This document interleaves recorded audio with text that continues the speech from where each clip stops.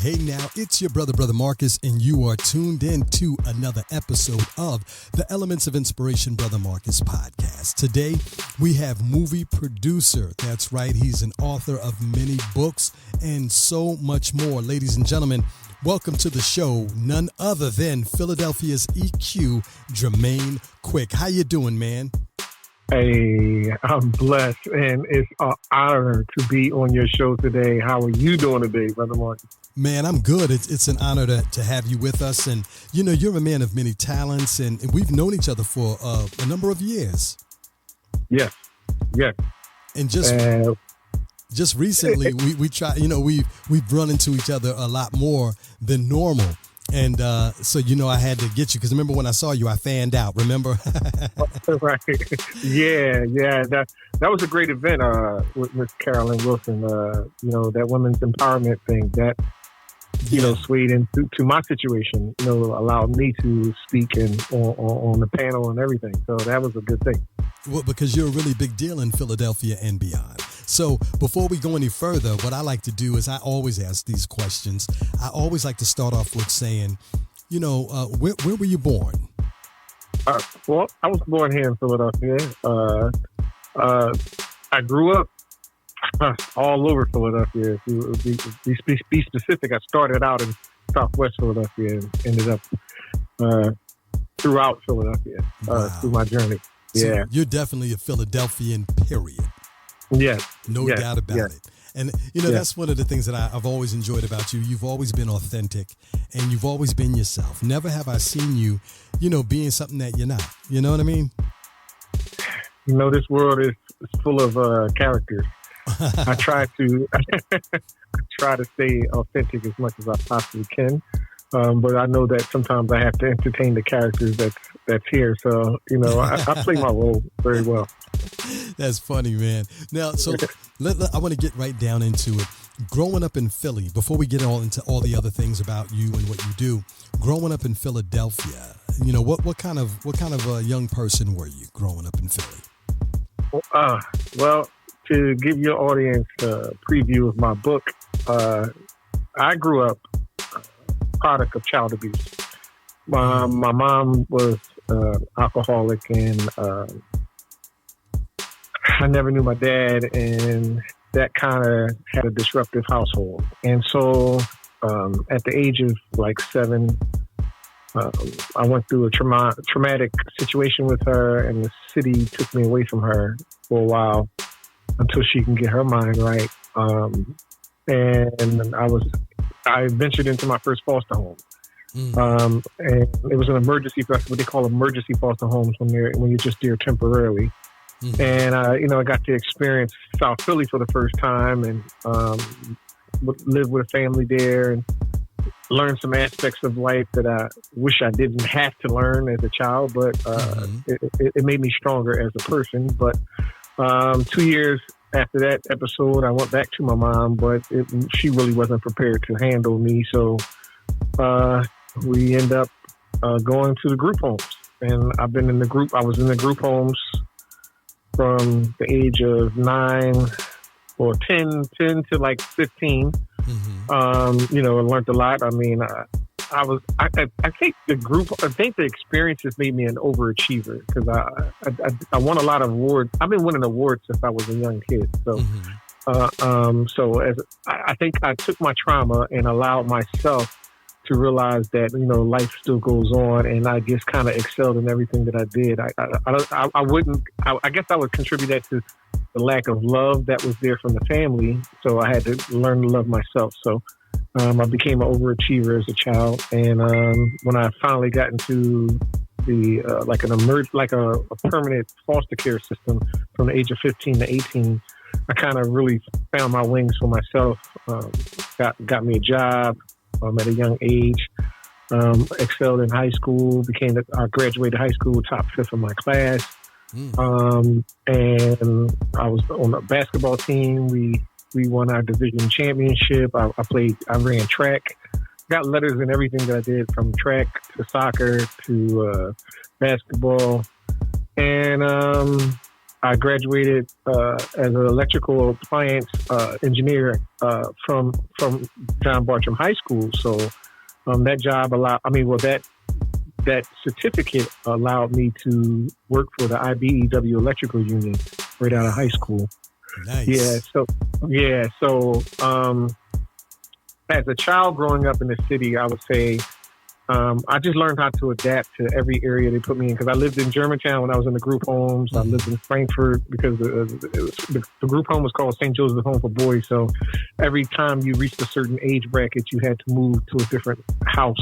Mm-hmm. So the first house was in Northeast Frankfurt, and then the next house was in Germantown on Green and Logan Street.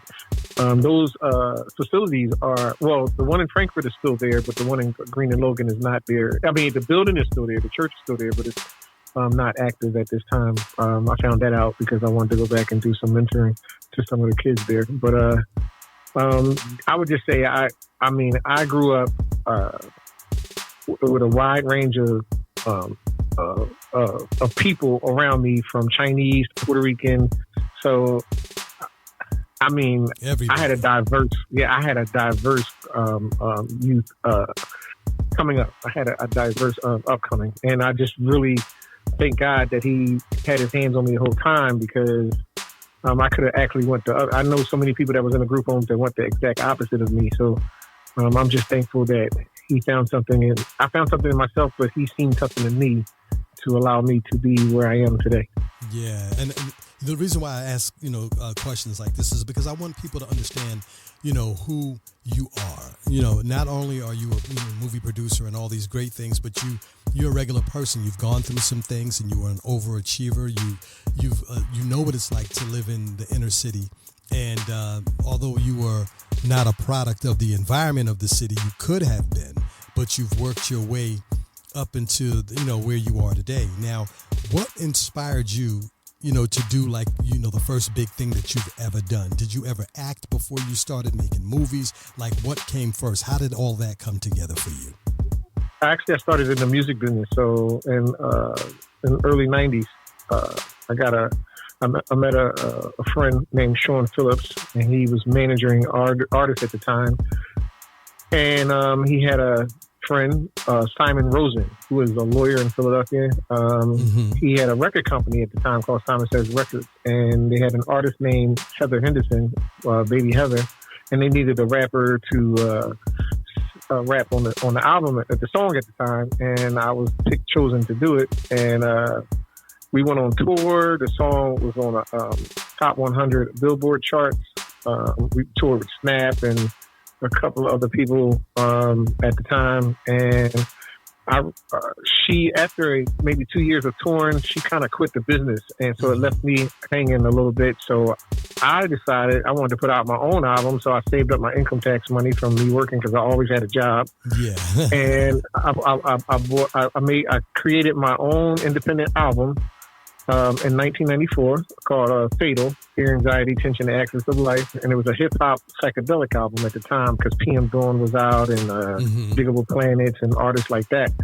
And, I did my own little touring thing as an independent hip-hop artist. And I had my, the first person in my neighborhood to have wax, as an independent artist. Right? Back then? Yeah, back then. That was really big. And so I did that and toured and everything, and I still wanted to learn the business. So I went to school at the Art Institute of Philadelphia, and I went for music and video production. In that process, I got an internship at Sigma Sound Studios. I got to work with Scott Storch and the Roots. I did some work with Bunny Ziegler and some other people that Mike Tarzia and Joe Tarzia connected me to. And like I said, I still had a job. So I got a job with the school board as a science lab tech, but the principal utilized that job for me to use my video skills. So I ended up working at my old alma mater, John Bartram High School, working with the kids with video production. I ended up doing a video there. And I got connected with Ed Box of Urban Expressions, Channel 48 at the time. he came out, I shot the video, and he was in the video. He actually premiered it on the station. Funny thing is, I've been working with Urban Expressions ever since then. Oh wow! Wow! Yeah, Shelly that connection. Shelly Shell. Yep. Keith from the block, up the block. Keith from up the block. Me and him went to school together at the Art Institute of Philadelphia. Oh wow! Yeah, so I'm well connected in the city. We had Joey Zaza that was there. We all went to Art Institute of Philadelphia for music and video production. But I was doing the music at the time, and I was just basically getting into the video, right? So I still was touring. I mean, I opened up for a lot of acts, Biggie Smalls, KRS-One, different things like that. But I was just really just trying to concentrate on learning the video portion as well, because I wanted to do my own videos for TV. And so it led me to do other people's videos in the neighborhood and different things like that. And then, I just got stronger at my skills. And I started a DVD magazine in 2000. In 2001, I went to school at Temple. I went to Temple for the Pan-African Studies Entrepreneurship 101 course.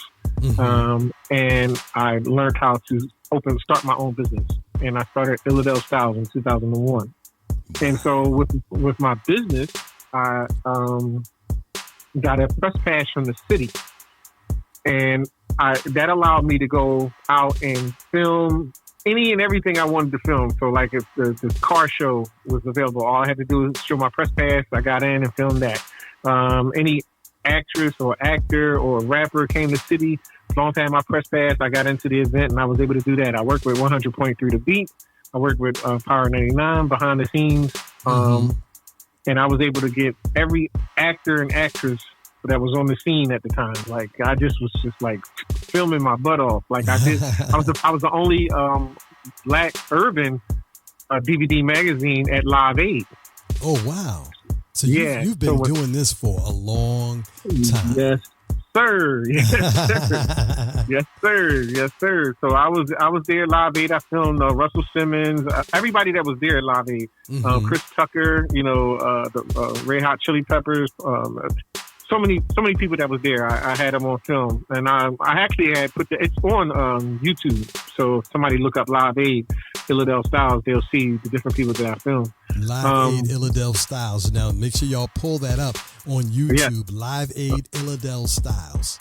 Yep, and then you will see. I had so many people on my camera at the time, and that was cool at the time. And I worked with I filmed some things for Gamble and Huff at the time back then, because they were a part of that situation as well. Yeah, Philadelphia International Records. Yeah. And so in the process of filming from 2001 to 2009, I was just doing the DVD thing and traveling all over, getting all the interviews. I got interviews with Craig Mack before he passed away, Joe Frazier before he passed away. Wow. Yeah, I got exclusive footage, and I put it all up. It's actually all on YouTube. You can research it and everything, or you can go to my website. Let's talk about the website. What's the name of the website? It's called Illadelph Styles. ILLAB as in David EL Illadelph Styles STYLES.net. Yes. And people you can go there, and I'm teaching classes on filming. I have music there, as well as you can be connected to the movies that are out right now. And I've been in this game so long, but I'm like, some people quit.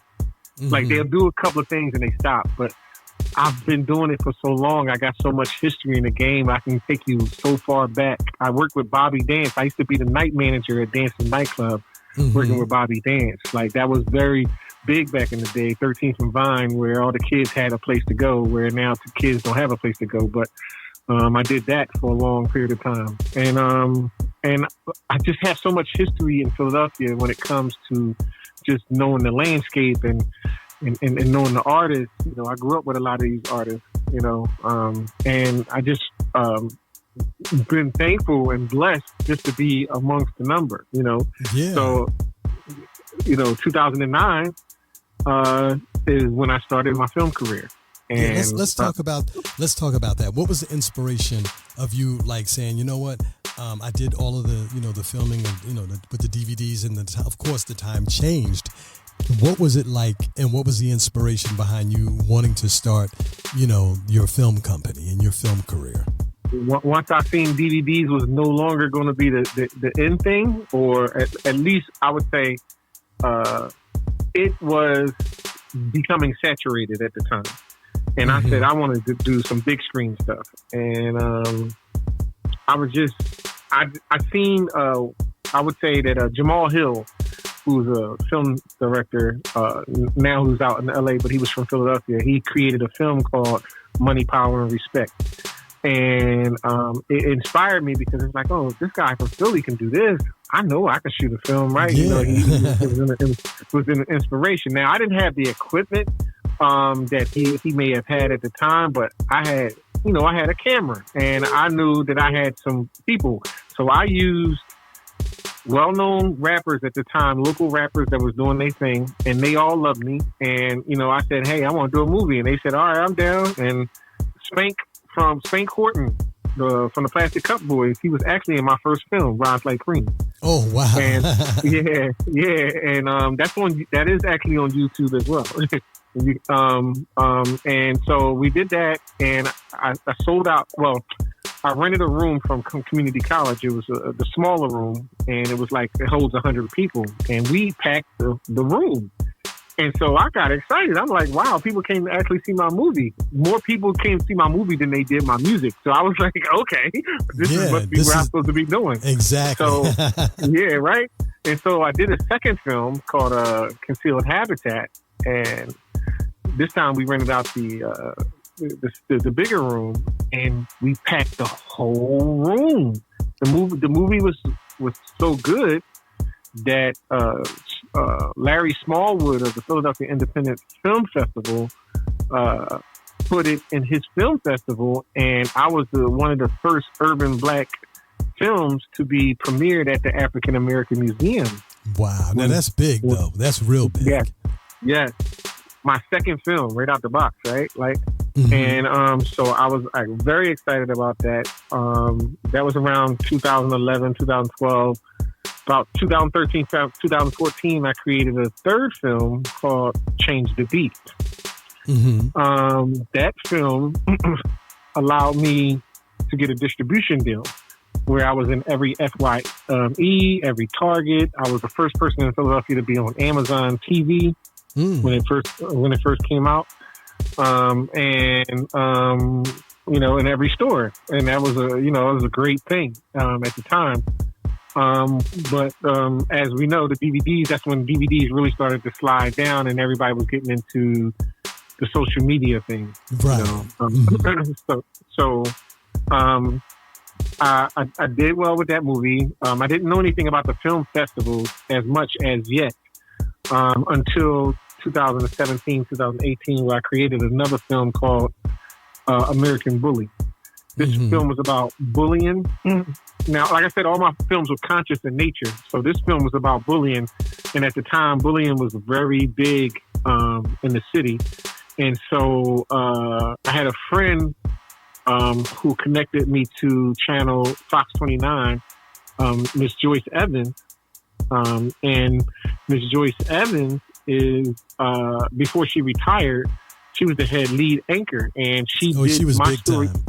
Yeah, so she did my story as her last story before she retired.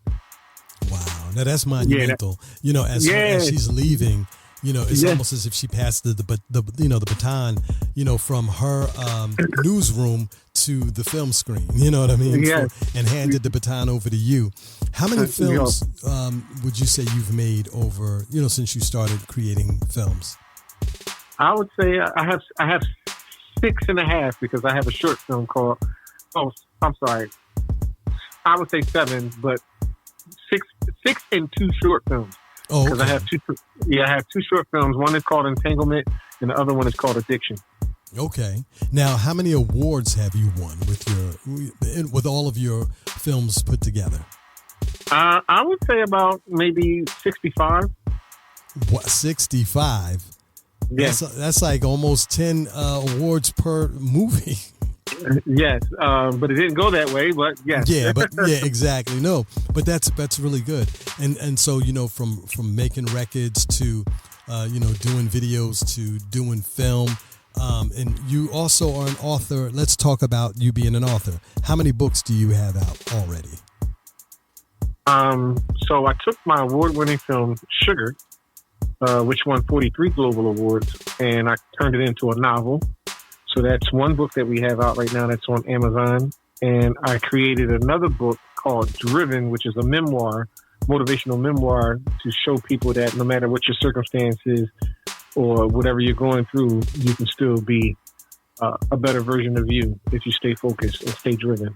And that's one thing that I've learned, from being around you. You've always stayed driven and relevant. Not trying to be relevant, but always remaining relevant in the game. So I tip my hat off to you and I say, man, this is what it's all about, and you're always willing to help other people by going and giving back to the community.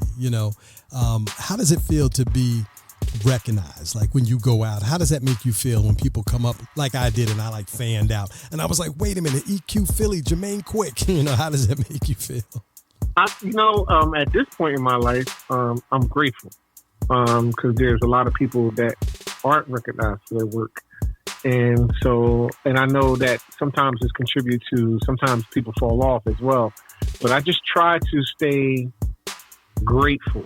And I have a lot of gratitude for the simple fact that my talent was not mine alone. It was something that God has given me. It was something that He instilled into me, and it's something that He wanted me to do to help other people in their time of need. And I pray each and every day that somebody watch my films and they're blessed in such a way that it may change their life, or somebody read my book, they're blessed in such a way that it makes them think differently. Because I believe in my heart that everybody's one step away from some sort of mental illness or some sort of departure from this world. And I just always want to be a vessel to be used by God to help people along the way. And that's why I do the things I do. It's great to be recognized, but it's even more powerful when someone is being healed and blessed through the work that I do. Now, what would you share with anyone who's coming up that want to do or be in entertainment business? What kind of good advice would you like to share with them? Don't get caught up in the noise. Everybody wants to be famous, and it's not about fame, because fame will lead you down a dark road of destruction. I've been around a lot of stars and had a lot of stories. I even had my son interview a lot of stars with me, and he got to see firsthand that the drugs and the lies and all of the deception are in the game. And so block out the noise and stay true to yourself. Learn the game independently so that you won't get fooled into believing one thing, and understand for yourself. And don't be scared to learn, and don't be scared to ask the questions that's necessary for you to grow. But yeah, definitely block out the noise, because that's where a lot of people fail at. They get caught up in the hype. Yeah, so I mean that's good advice, man. And I just want to say thank you, because I know that you have a busy schedule. I mean, you had a little downtime for me. I'm grateful for that. Hey, but listen, for you, good brother, anything, man. I'm always willing to help, man. I'm always willing to speak. Yeah, and I'm telling you, EQ Philly, everybody, those of you who are tuning in right now, we're talking to Mr. Jermaine Quick out of Philadelphia, and he's doing a lot of amazing things. What's next for, your film company or your music company? What's coming up? So the company is EQ Films Productions. Right now we have 3 films that are on Tubi.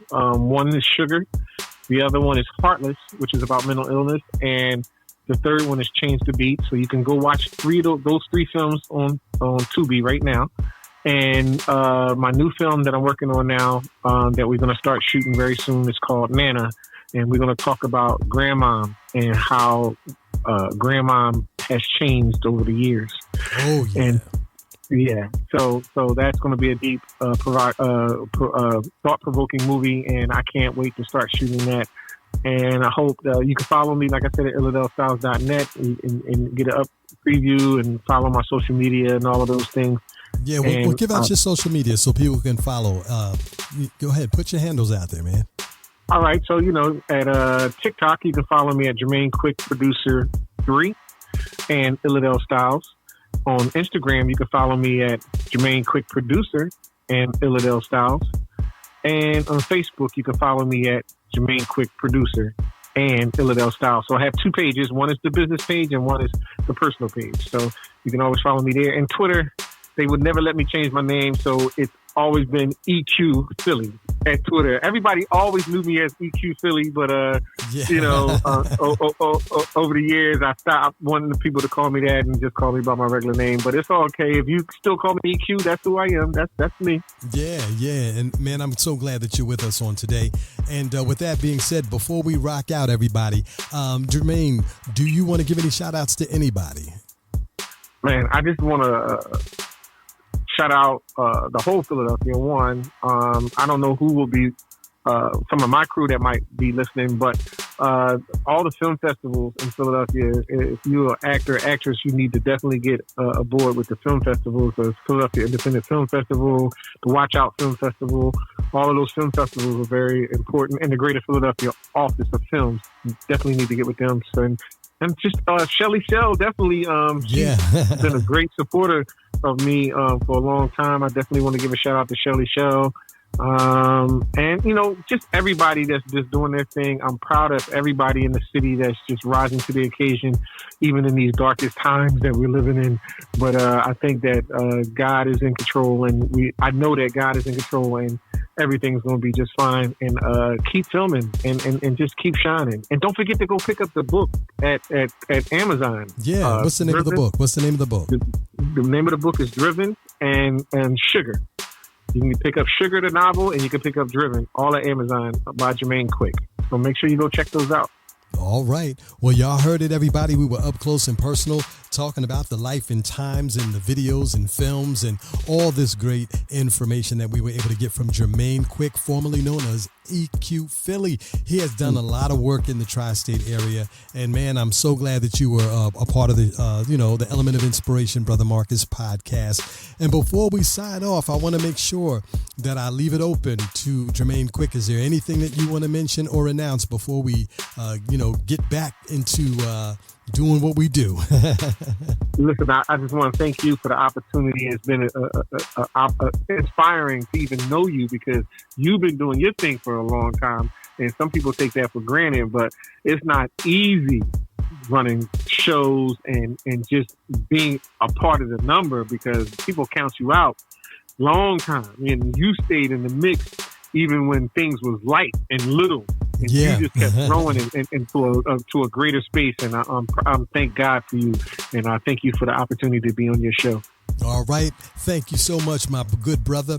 All right, everybody, listen. You know how we do when I say on the radio and I say don't touch that dial. Well, of course, we're doing the Element of Inspiration Brother Marcus podcast. So I'm just going to remind you, don't touch that podcast. We'll be right back with more inspirational podcasts coming up right here on the Elements of Inspiration show with your brother, Brother Marcus.